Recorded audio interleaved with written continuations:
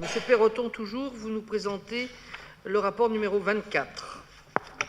Oui, qui est un avenant, l'avenant numéro 3 à la Convention de fonctionnement du service commun de la direction des systèmes d'information mutualisés. Exactement.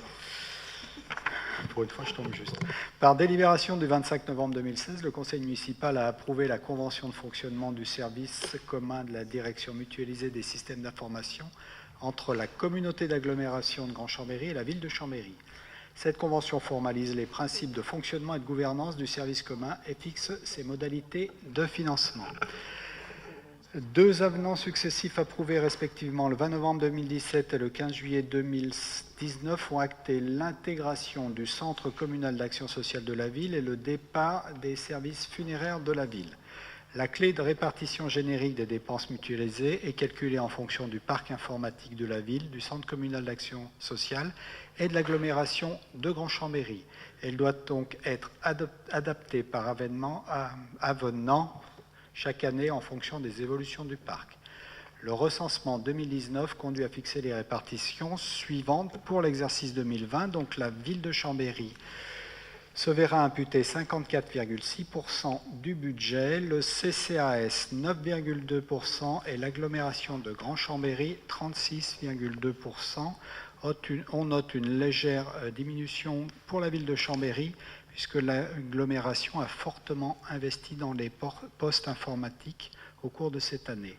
À compter du 1er janvier 2020, les pourcentages suivants seront donc appliqués. Ville de Chambéry, 54,6%, CCAS 9,2%, Grand-Chambéry, 36,2%.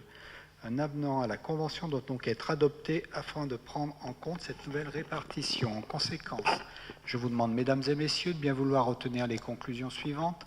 Le Conseil municipal approuve l'avenant numéro 3 à la Convention de fonctionnement du service commun de la direction mutualisée des services d'information entre la communauté d'agglomération Grand-Chambéry et la ville de Chambéry, autorise le maire ou son représentant habilité à signer ledit avenant et tous les actes afférents à la mise en œuvre de la présente délibération, dit que les crédits nécessaires seront inscrits au budget 2020. Merci. Y a-t-il des questions? Je n'en vois pas. Des oppositions, des abstentions? Le rapport est adopté. Le rapport numéro 25, c'est M. Sartori qui nous le présente, s'il s'agit de l'entretien et de la maintenance de la voirie. Merci, Monsieur le maire. La ville a mené une consultation sur appel d'offres restreint en vue de passer des accords cadres à bon de commande concernant l'entretien et la maintenance de la voirie.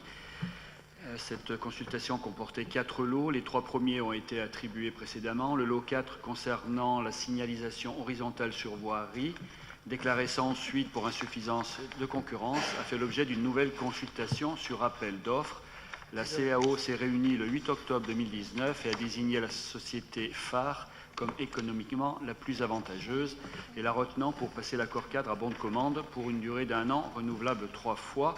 En conséquence, je vous demande de bien vouloir autoriser le maire ou son représentant habilité à signer l'accord cadre à bon de commande mono-attributaire.